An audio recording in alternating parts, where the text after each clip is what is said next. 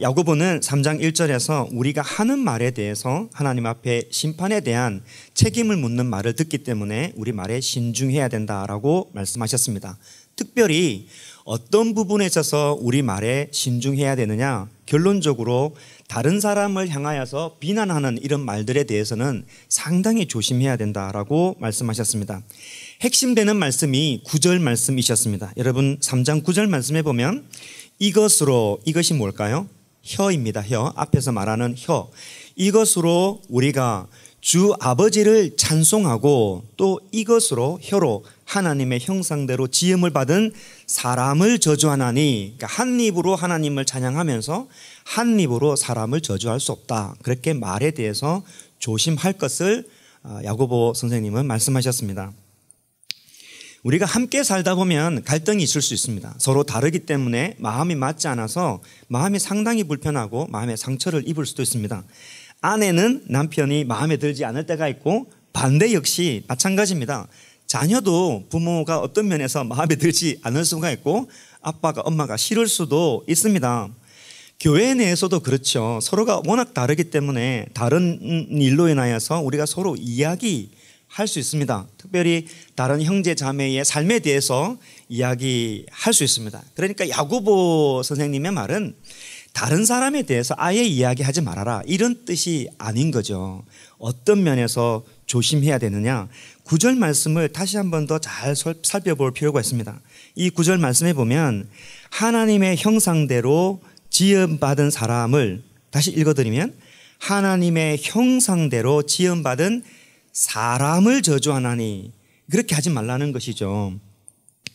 우리가 어떤 일에 갈등과 다툼과 다름으로 인해서 마음이 불편할 때 그 사람의 행동에 대해서는 이야기할 수 있지만 그것으로 인해서 그 사람 자체에 대해서 험담하는 것은 상당히 조심해야 된다라고 말씀을 하는 겁니다. 우리가 살다 보면 그렇죠. 그 사람의 행동과 어떤 언행을 보면은 이 사람의 모습을 보면 그 사람이 누군지 안다, 이렇게 이야기할 수 있지만 그럼에도 불구하고 입 밖으로 말로 사람 자체를 저주하고 비난하고 판단하고 정죄하고 비난하는 것을 상당히 조심해야 된다고 야고보가, 특별히 신앙의 공동체 내에서는 조심해야 된다고 말씀하고 있습니다.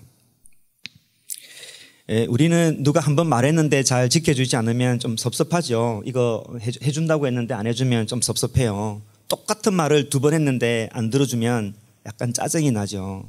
3번, 4번 이야기했는데 안 들어주면 나를 무시하나 생각이 들어서 약간 화를 냅니다. 그죠? 흔히 우리 가운데 일어나는 거죠. 쓰레기 버리라고 그랬는데 아직까지 안 버렸고, 설거지 해준다고 그랬는데 아직까지 안 하고 있으면 이게 뭐지? 라고 생각이 들 수 있습니다. 그런 사람과의 관계에서 여러 가지 일이 일어날 수 있을 때 우리는 지혜롭게 그 행동에 대해서 제한적으로 이야기를 해야 합니다. 약속을 했는데 안 지켜줘서 섭섭하다, 이렇게 말을 아이 관점에서 이야기를 해야 되는데 우리는 그렇지 않죠. 그 선을 넘어서서 또 저런다, 또 당신은 항상 그렇다, 이렇게 그 사람을 딱 사람 됨됨이를 정죄하고 정해놓고 말하는 버릇들이 있는 것입니다. 너는 왜 맨날 그 모양이니? 그죠? 이런 말들은 신앙을 하는 사람, 한 입으로 하나님을 찬양하는 사람의 입에서는 어울리지 않는 말이다, 이렇게 야고보가 말씀하는 것입니다. 약간 복습을 했고요. 오늘은 주제를 바꾸어서 말이 아니라 조금 어려운 주제일 수 있는데 지혜에 대해서 말씀을 합니다. 역시 최대한 쉽게 풀어서 말씀을 받고 이 말씀 가운데 우리가 적용할 것을 찾아보려고 합니다.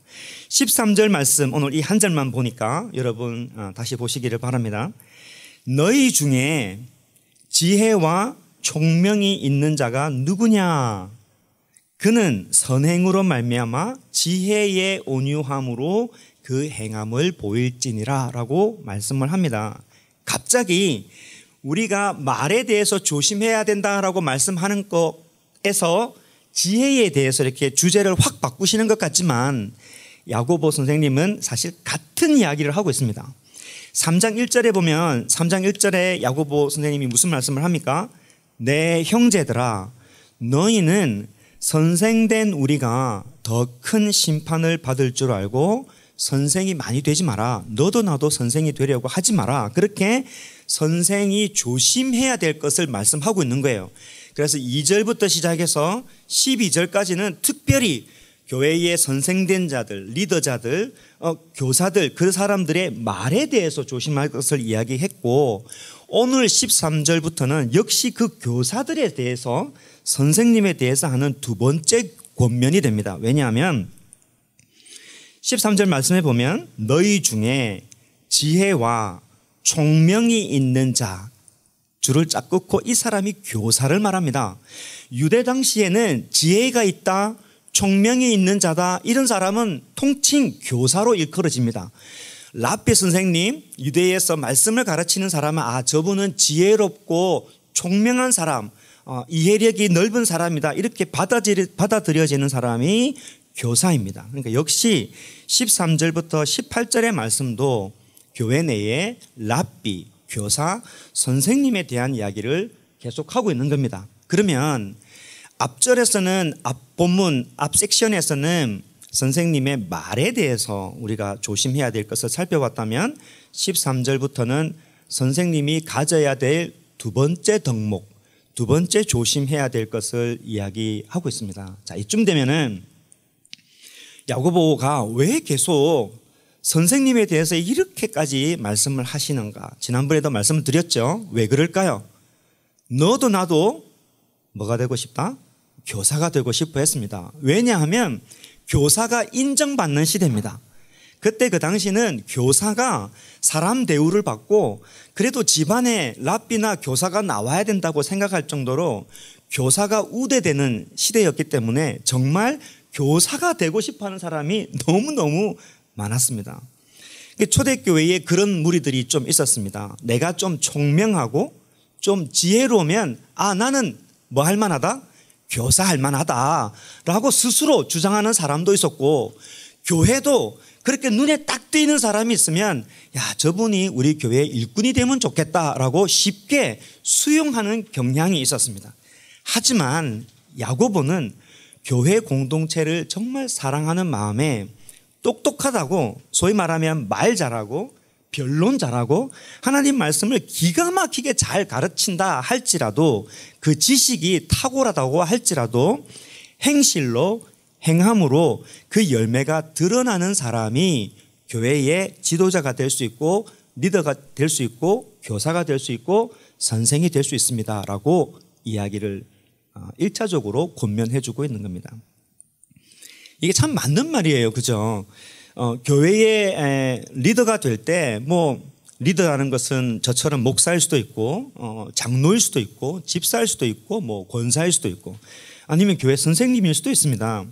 교회 오래 다녔다고 기도 잘한다고 말씀을 많이 한다고 교사가 그냥 될 수 있는 게 아니라 교회 공동체 내에서 행함으로 그 열매가 반드시 보여야 되는 사람이고, 교회뿐만 아니라 가족에서도 인정받는 사람이 되어야만 참다운 교사가 될 수 있다, 이 말씀이 되겠습니다. 그런 이유를 두고 야고보가 계속해서 교사는 말을 조심해야 됩니다. 하나님 말씀을 가르치면서 다른 사람을 욕하고 뒤에서 정죄하고 비난하는 그런 사람이 되면 안 됩니다.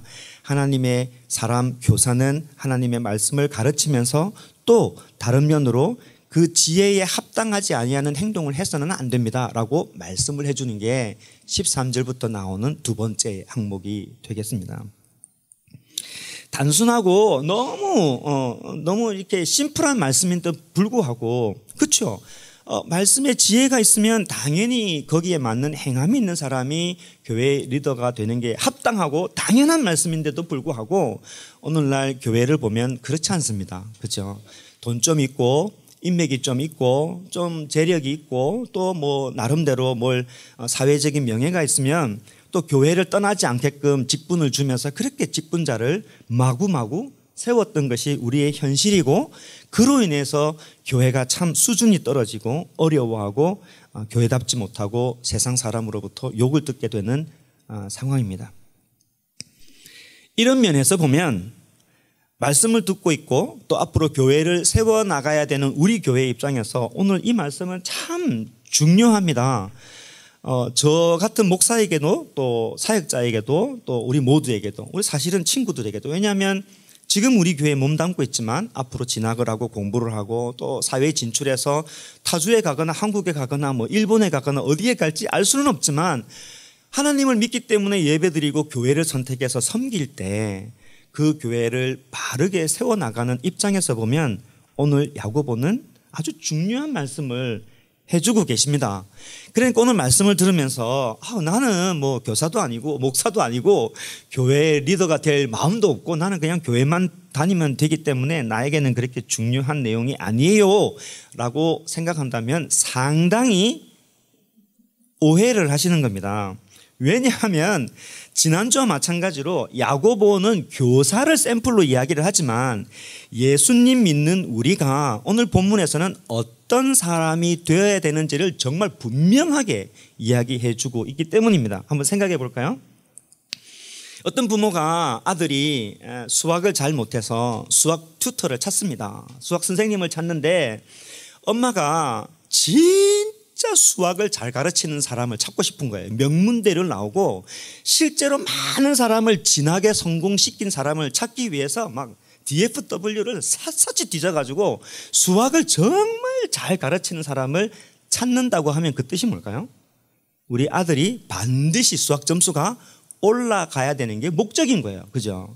그런데 부모님이 수학도 수학이지만 인성이 좋고 착하고 예수님 잘 믿는 사람을 찾는다면 수학만이 목표가 아닌 거죠.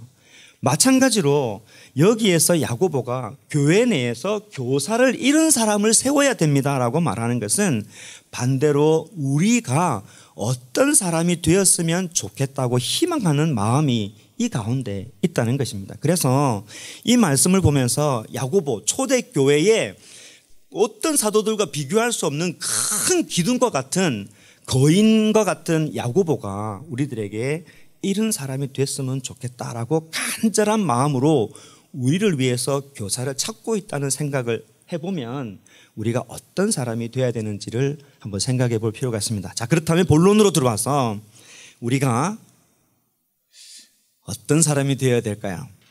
답은 심플하게 온유한 자가 되어야 됩니다. 온유한 자가. 자, 그렇다면 온유한 자가 누굴까 한번 생각해 볼 필요가 있는 것이죠. 다시 말씀을 봅니다. 조금 더 풀이해 드릴게요. 너희 중에 지혜와 총명이 있는 자가 누구냐? 참된 교사가 누구냐? 이렇게 질문하는 거예요. 그죠? 너희 중에 지혜와 총명이 있는 자가 누구냐? 참된 교사는 어떤 사람이 되어야 되느냐? 그 교사는 선행으로 말미암아, 이제 중요한 말이죠. 지혜의 온유함으로 행함을 보여야 되는 사람이 참다운 교사다라고 되어 있습니다. 이 온유함으로라고 되어 있지만 원문에 보면 온유함 안에서라고 되어 있습니다. 그러니까 온유한 사람이 되어야만 그게 합당한 행함을 할 수 있다. 그래서 결론적으로 온유한 사람이 되는 게 중요하다라고 말씀을 하고 있는 것입니다. 야고보만 그런 말씀을 하는 것은 아니죠. 우리가 잘 알고 있는 사랑장에 고린도전서 13장에 보면 사랑은 그죠? 오래 참고 그다음 뭡니까? 사랑은 온유합니다. 사랑의 덕목에도 온유함이 있습니다. 성령의 열매 중에서도 온유가 빠지지 않습니다. 예수님의 말씀을 한번 들어보면 팔복의 이야기를 할 때 무슨 사람은 복이 있나니?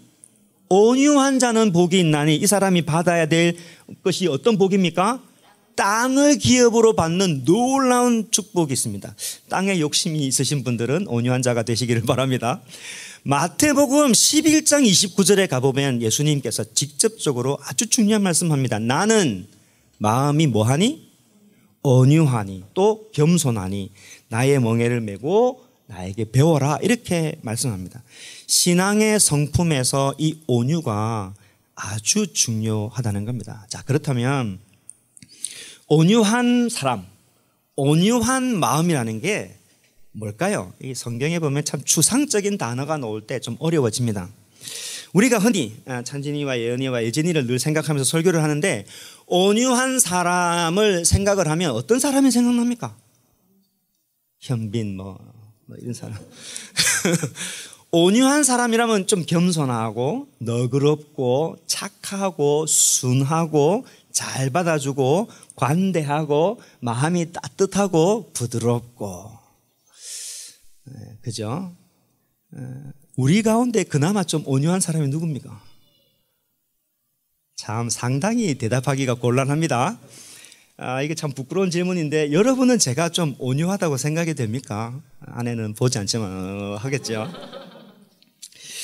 요즘은 자매들이 온유한 남자들 별로 안 좋아하는 것 같아요. 좋게 보면 참 좋은 사람인데 조금 반대로 보면 우유부단하고 결단력이 없어 보이고 매사에 착하고, 오빠 내가 짜장면 먹을까 짬뽕 먹을까 하면 너무 온유해서 그래 네가 뭘 먹고 싶니? 아니 오빠 짬뽕 먹을까 짜장면 먹을까? 그래 네가 뭐 결정하겠니? 계속 너무 온유하다 보니까 결정력이 너무 없고, 결정장애도 있고 추진력도 좀 없어 보입니다.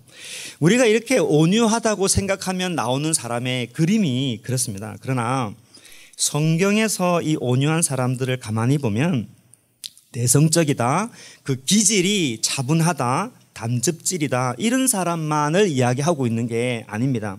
타고난 성품을 말하고 있는 게 아니라 고난과 환난과 갈등 앞에서 내가 어떤 사람인지를 보여주는 게 온유함이다라는 것을 알 수 있습니다. 그러니까 선천적으로 나는 내성적이지 않더라도 좀 급하고 다혈질적이고 불같은 사람이라 할지라도 온유한 사람이 될 수 있다는 겁니다. 온유한 사람은 가장 중요한 순간에 자기 자신을 드러내지 않고 겸손하게 될 수 있는 사람입니다. 왜?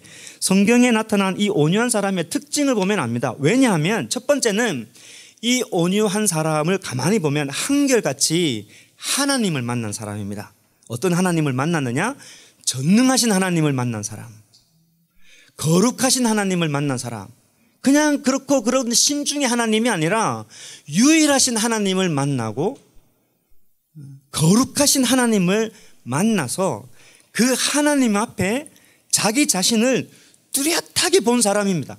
하나님 앞에 내가 한없이 먼지 같고 내가 정말 죄인이고 내가 너무너무 초라한 것을 전능하신 하나님 앞에서 본 사람이 온유한 사람입니다. 자기의 가장 밑바닥을 보았기 때문에 이 사람은 성격이 불같은 사람이라 할지라도, 누군가가 자기에 대해서 비난의 말을 한다 할지라도 그것을 감내할 수 있습니다. 왜냐하면 나는 하나님 앞에 참 부족한 사람이다 라는 것을 이미 알고 있기 때문에 그렇습니다. 또 이 온유한 사람은 어떠한 어려움이 온다 할지라도 그렇게 막 갈등을 겪거나 마음이 힘들어하거나 그러지 않습니다.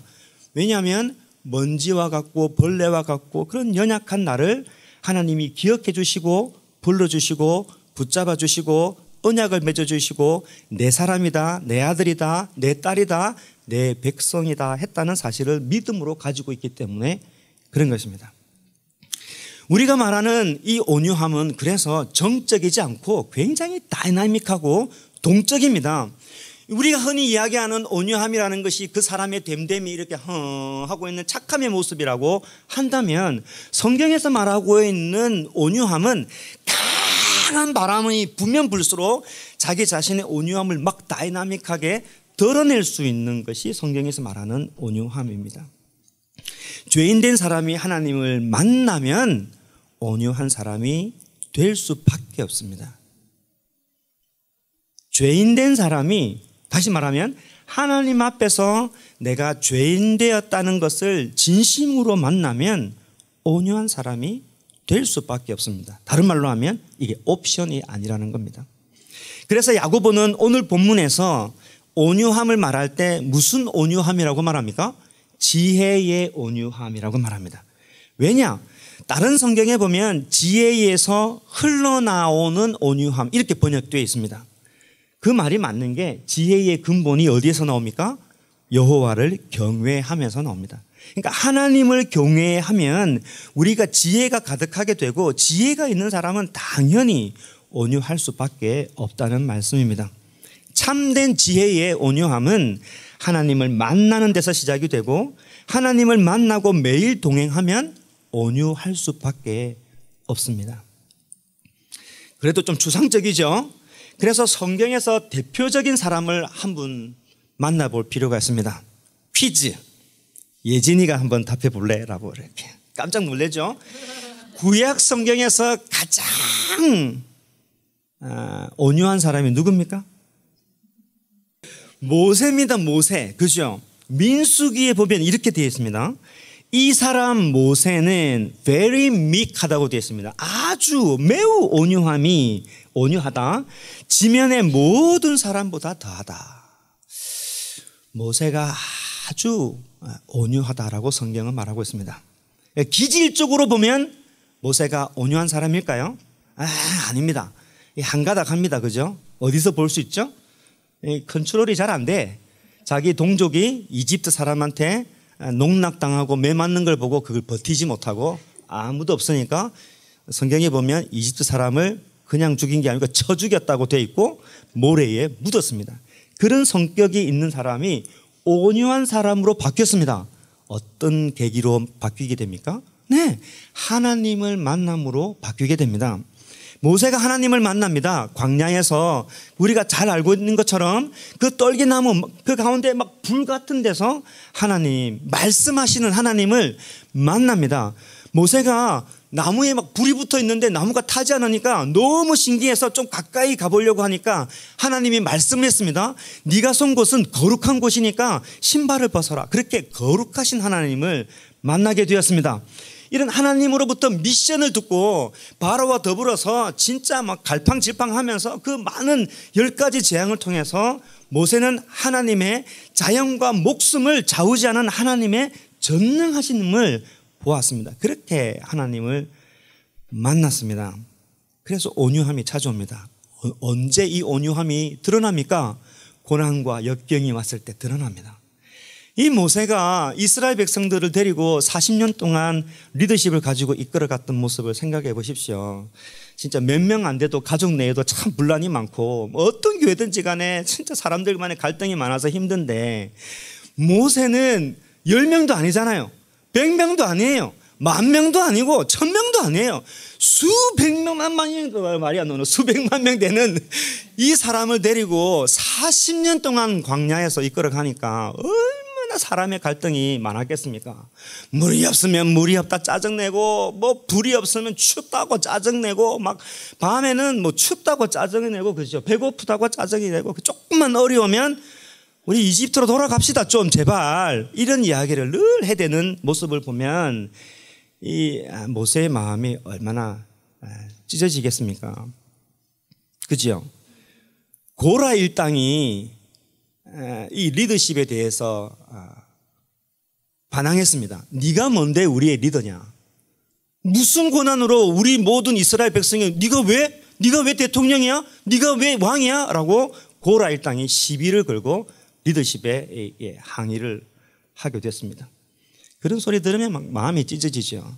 모세는 아무 대꾸를 하지 않습니다. 심지어 가까이 있는 동력자들도 마찬가지입니다. 형 아론도 그랬고 누이 미리암도 그랬습니다. 형제지간도 그런 이야기를 한 거예요. 너만 왜 하나님의 말씀을 들어? 네가 뭔데 하나님의 음성을 네 혼자만 들어? 너 혼자서 무슨 권한으로 하나님의 말씀을 대언하는 거냐? 그렇게 시비를 겁니다. 가까이 있는 사람도 도와주지 못했습니다. 따지고 보면 모세가 이 많은 백성을 이끌어가는 왕과 같은 직분이 있으니까 힘만 쓰면 권력으로 제압할 수 있지 않겠습니까? 그러나 모세는 그러지 않았습니다. 그럴 때마다 인내하고 오래 참고 겸손했습니다. 그럴 때마다 하나님 앞에 가서 기도하고 묻고 이렇게 머리를 구하렸습니다. 그리고 마치 자기가 범죄한 것처럼 아버지 하나님 이 백성을 용서해 주십시오. 그렇게 회개하며 기도했던 것입니다. 어떻게 그럴 수가 있느냐는 것이죠. 예수님께서 십자가에 달렸습니다. 밑에는 그 예수님을 보고 조롱하면서 많은 사람들이 있었을 때 주님께서 뭐라고 말씀하셨습니까? 아버지, 저들이 하는 것을 잘 모릅니다.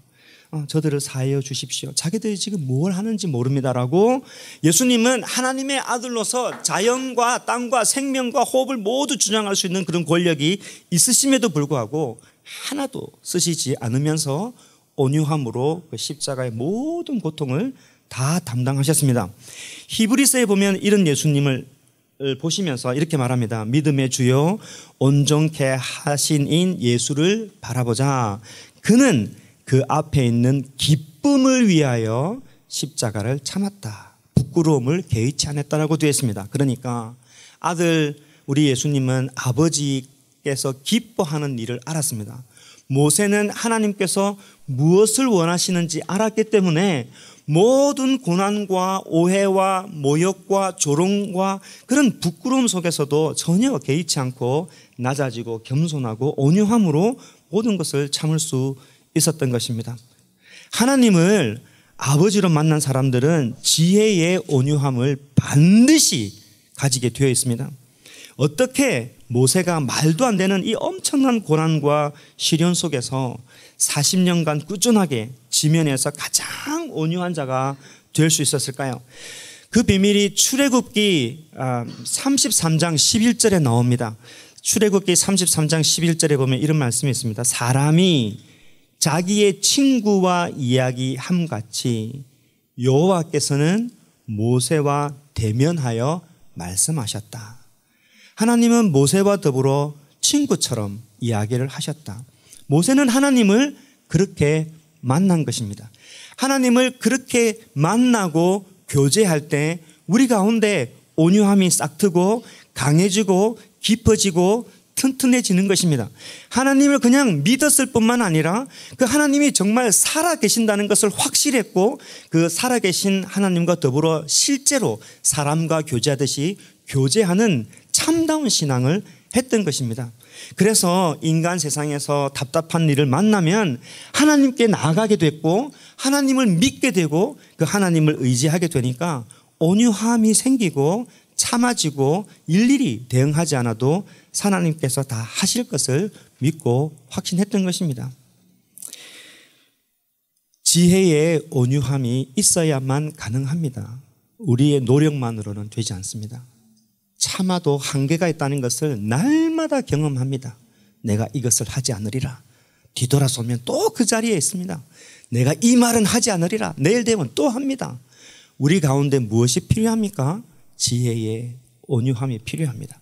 자, 이쯤 되면 왜 자연스러운 질문이 생기는데 내가 왜 그렇게까지 온유해야 합니까? 모든 것을 참고 인내하고 그러면 내가 너무 억울하잖아요. 나를 조롱하는 사람, 핍박하는 사람, 오해하는 사람, 멸시하는 사람 그걸 다 참아가면서 내가 어떻게 삽니까? 라고 질문할 수 있습니다. 내가 왜 온유해야 합니까? 라고 말할 수 있겠죠. 반대로 아주 심플한 대답은 그렇게 내가 참을 수 없고 인내할 수 없고 견딜 수 없는 그런 일들이 세상에 너무 많기 때문입니다. 내가 온유하지 않으면 견딜 수 없는 일들이 너무 많습니다. 요즘 현대인들의 90% 이상이 정신질병을 하나씩 다 들고 있다고 하지 않습니까? 그건 우리 마음에 온유함이 없기 때문에 그렇습니다. 내가 일일이 다 대응하지만 오히려 상하대로 상하는 내 마음의 상처가 있습니다. 진짜 우리가 이 지혜의 온유함이 필요한 이유는 천하의 가장 온유한 모세를 평가한 히브리서 기자에서 찾을 수 있습니다. 히브리서 11장 24절부터 집에 가시면 쭉 읽어보시면 되는데 모세에 대해서 이렇게 말씀을 하시는데 모세는 이것을 확실히 믿었기 때문에 온유할 수 있었습니다. 제가 말씀을 읽어드릴게요. 믿음으로 모세는 장성하여 바로의 공주의 아들이라 칭함받기를 거절하고 도리어 하나님의 백성과 함께 고난받기를 잠시 죄악의 낙을 누리는 것보다 더 좋아하고 그리스도를 위하여 받는 수모를 애굽의 모든 보화보다도 더 큰 재물로 여겼으니 왜 그렇게 온유했느냐? 이는 상 주신임을 믿었기 때문에 그렇습니다.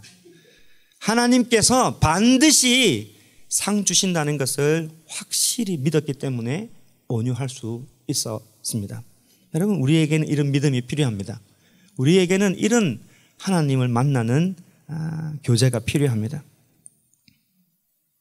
우리가 이 땅에서 인정받고 이 땅에서 내가 상 받고 이 땅에서 최고가 되겠다 그러면 사실 그렇게 온유할 필요가 없습니다. 막 밟고 일어서면 되죠. 온유 그런 게 어디 있습니까? 그런 건 옆집에 주고 어찌든지 집 밟고 일어나가지고 내가 최고가 되면 된다. 이 땅에서 최고가 되려면 그렇게 하면 됩니다. 그러나 하나님 앞에 섰을 때 잘했다 칭찬받고 상 받으려면 우리가 이 땅에서 지혜의 삶을, 온유의 삶을 살아야 합니다. 참 웃기죠. 아이러니하게도 예수님의 그 팔복에 보면 내가 이 땅에 온유하면 손해보지 않겠냐라고 생각하지만 예수님의 팔복을 보면 온유한 자가 땅에 기업을 받는다고 말씀해 주셨습니다. 사랑하는 성도 여러분, 여러분은 어떻습니까? 말씀을 맺으려고 합니다. 저는 오늘 말씀을 준비하면서 저 스스로도 참 많이 회개했습니다. 난 참 온유하지 않구나. 온유한 척하고 있지는 않는가라고 회개를 많이 하고, 야고보 말씀을 통해서 제가 참 많이 도전받는데 오늘 말씀을 통해서 내가 온유한 사람이 되어야 되겠구나는 기도 제목이 생겼습니다. 여러분에게도 같은 제목이 있었으면 좋겠습니다. 온유함을 사모하고 온유한 자가 되는 게 참 중요한 것을 깨닫고 기도하시는 여러분이 되시기를 바랍니다. 기억하십시오. 우리는 지혜의 온유함을 소유할 수 있는 특권을 이미 가지고 있다. 내가 노력해서 가질 수 있는 게 아닙니다. 이미 모세와는 비교할 수 없는 그런 특권을 가지고 있는 거예요. 모세는 불꽃 가운데 하나님을 만났지만 우리는 예수님을 통해서 이미 하나님을 만났습니다. 그죠? 모세는 돌에 새겨진 그 율법, 그 무거운 돌의 율법을 가지고 살았지만 우리는 이 일일이 정말 주옥 같은 하나님의 이 살아계신 말씀을 손안에 이미 들고 있습니다. 그죠? 모세는 너무 섭섭하고 힘들고 마음이 어려울 때마다 산에 올라가야 되지만 오늘은 성령 강림 주일이잖아요. 성령님이, 하나님이 우리 가운데 계십니다. 이게 기적입니다. 그죠? 그러니까 우리는 하나님과 동행할 수 있는 이미 특권을 가지고 있습니다. 다른 말로 말하면 우리는 온유한 자가 될 수 있습니다. 자, 어디에서 문제가 있을까요? 이런 놀라운 길이 열렸음에도 불구하고 하나님께서 이 길을 달려가라 그래가지고 8차선을 쫙 열어놨는데도 불구하고 내가 노력해가지고 꼭 이쪽 길로 한번 가보려고 막 애를 쓰고 있는 거야. 뒤돌아가지고 디투어 해가면서 막 이렇게. 그러지 않죠. 날마다 하나님 말씀 보고 날마다 기도하고 말씀 실천하고 그 하나님 앞에서 제일 중요한 것, 내가 얼마나 죄인인지를 날마다 발견해야 우리가 온유할 수 있는 것입니다. 나의 욕심, 오만을 버리고 그 안에 주님의 온유함으로 가득 채우시기를 바랍니다. 이번 한 주간 말씀을 잘 기억하고 순종해서 지혜의 온유함으로 살아가는 여러분 되시기를 바랍니다. 아멘.